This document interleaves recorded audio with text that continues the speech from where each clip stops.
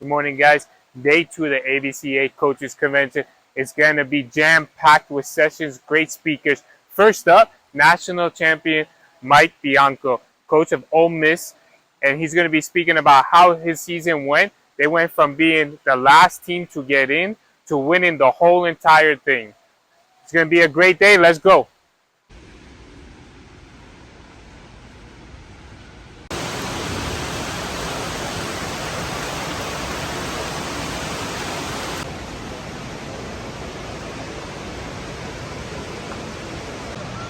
Wow. To the American Baseball Coaches Association 2023 Annual Convention. Please welcome ABCA. At this time, I'd like to ask you all to please stand.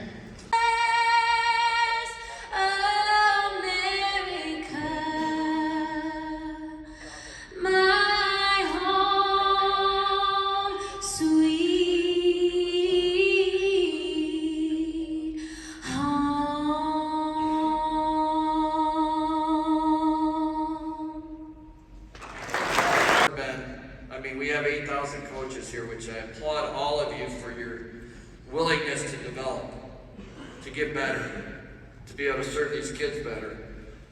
And you're at a different place, but you still have a responsibility to be a great steward of our great game. So I hope 30 years from now, when someone's up here receiving this award, that we'll have coaches like Tim Corbin and Jim Schlossnager and Danny McDonald and John Savage and guys who have done things the right way, that there'll be a new group of guys that will be here and have a great influence on our great game. So thank you very much. Entering his 23rd season, Mike Bianco has led the University of Mississippi to 18 postseason appearances since taking charge of the program in 2001. Not only is he the winningest coach in Rebel history, but he also stands as the winningest active and longest tenured coach in the SEC among the sports of baseball, men's basketball, and football. On track for 1,000 career wins. Hard, those guys do. They're like guys that, just get after it and hustle. But if you're going to really fine-tooth comb, you can see him enough. I like to see the guy that when he doesn't do well. We wouldn't be there if he wasn't a good player. We want to see that. And sometimes it's more beneficial to see when he doesn't do well. You've heard that before, but it's true. I want to see how he interacts with his teammates. I want to see how he interacts after he doesn't have success and one of his teammates does. Is he out in the dugout high-fiving that guy, or is he the last guy out in the dugout? How does he interact when the game's over, when they're getting on their bus or getting in their cars? Is he kind of a loner? Is he by himself, or is he always with people? Because at the end of the day, we want great team guys, right? We want great players, but we want great team guys. Which is our rotational motions. Transverse plane is the most complicated plane to move in. And essentially things like golf swings, baseball swings, we don't move very far, right? The batter can't move very far, so there's not a lot of horizontal that can happen for a frontal plane motion. This is why this transverse plane motion becomes super important. I would say baseball swings and golf swings are inherently rotational type activities. So teaching a player to rotate and move in this most complicated transverse plane is super important. And how do we do that? Well, to create rotation, a good analogy I like to use is a water bottle, right? Everybody's taken a lid off a water bottle before, and horizontal or vertical forces are not going to let you take the lid off a water bottle, right? So I can't hold this thing. You take the lid off the water bottle. So everybody, if I hand this to anyone here, what are they going to do? Take the lid off the water bottle? They're going to push in one direction with their thumb and a different direction with their finger and create something that we call a force couple.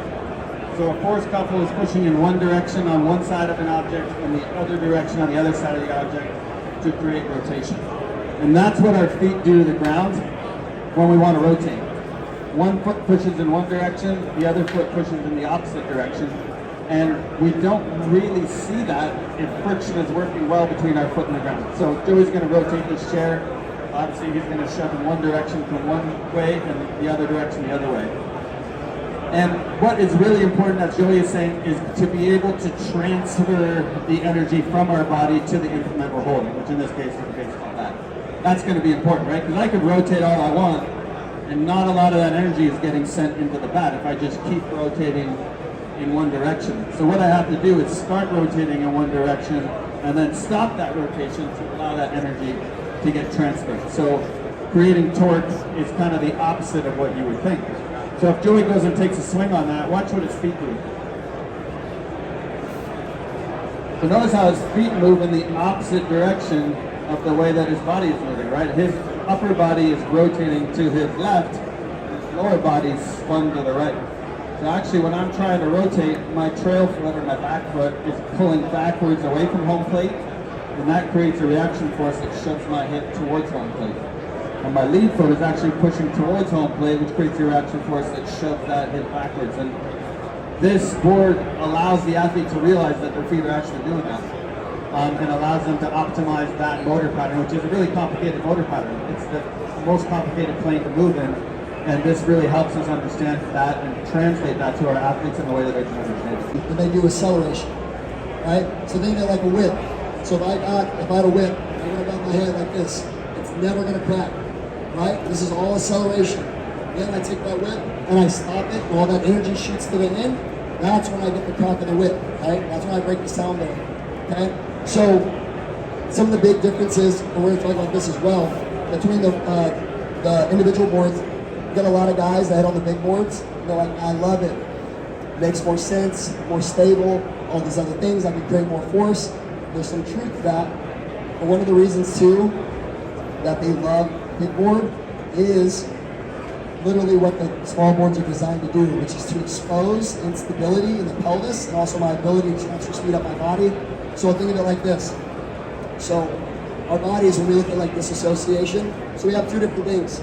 So I can get to IR in my back hip by rotating my pelvis like into my back hip, like this. If this is my leg and this is my pelvis, I can rotate my pelvis into my back side. That's internal rotation of the hip. I can also get IR by turning my back foot in, like this, right? So those are both disassociations. Like, again, don't associate with those people. Disassociating is, again, that ability to do that right in our swing. Our best hitters. I said the story yesterday, and at one point, the Cubs measured Anthony Rizzo because when he hits a lot of times, he keeps his front leg bent, right? When he hits balls like this, and they're like, man, a lot of the best hitters, their hips, again, they get into extension, that knee extends, right? They're like, he must not be creating a lot of force. And they measured it, and he was creating way more force than a lot of their hitters, which is why he's Anthony Rizzo. So if you were to look at those and just assume that he wasn't creating a lot of force because aesthetically it didn't look how you wanted it to look, that's a problem, right? And what I mean by that is when I looked at ground force, yeah, like 70% of what I was teaching, sure, I affirmed some of that stuff. But 30% of what I was teaching, I was wrong about, right? When I first, and hopefully if any of you have been following me for a long time, when we first got our arm boards and you used to shred on, right? I'd be like, hey, when you swing, I don't want the board to move, right? But what would end up happening was I would tell them I don't want the board to move. They would create more stability, and then the board would move more, right? Because I didn't understand the ground force yet. So when we got the force plates in-house, we started to understand the body from a very different way. And it started to, again, we all talk about creating a whip, right? But it's not just the bat. The bat is the very end of the whip, right? So I have to use my body like a whip and learn how to use my body in that way. So what they do is it's going to require that your pelvis be really stable so that your fingers, your legs, can work independently of your pelvis, right? Now, that's really hard to do, and most people and most hitters have pelvic instability issues. So, we can also trick the body, right? So,